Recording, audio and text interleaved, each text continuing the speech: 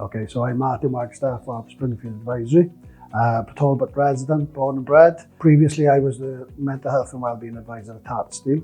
Okay, and obviously due to the changes that have gone on there, I faced redundancy at the end of last year. The Employment and Skills Fund is essential because, being faced with redundancy is a huge shock to people, especially someone like Tata, where people have been in there a long time. They don't know what is on the outside or opportunities there.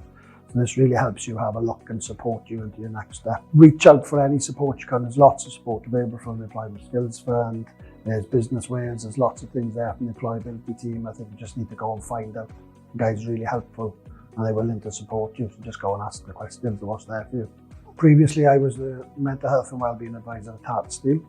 Okay, and obviously due to the changes that have gone on there, I faced redundancy at the end of last year.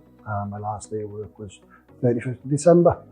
And then we decided to concentrate then on Springfield Advisory, trying to provide mental health and wellbeing support into businesses around the region. And so obviously I was made aware of the community union hub in Talbot there when I was told about my redundancy. And then I linked up in an appointment there with Sophie, and obviously she's provided great support then to get me on some training courses and some things to learn about setting up a business, but also moving forward on some qualifications as well. From the team, I received some funding to go on to do my education, teaching and assessing level 3, which is an essential qualification for my role. And also then the mental health first aid instructor's role as well. So they provided another string to the business as well. So support, helping to apply for those courses, the funding, has been brilliant.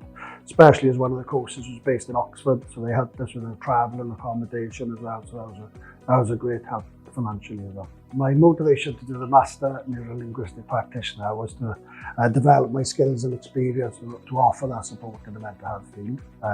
Obviously, it's a big problem in the region and in society. So without the Training and Skills Fund from the employability team, the Neuro-Linguistic Practitioner course isn't something I probably would be able to afford at the time.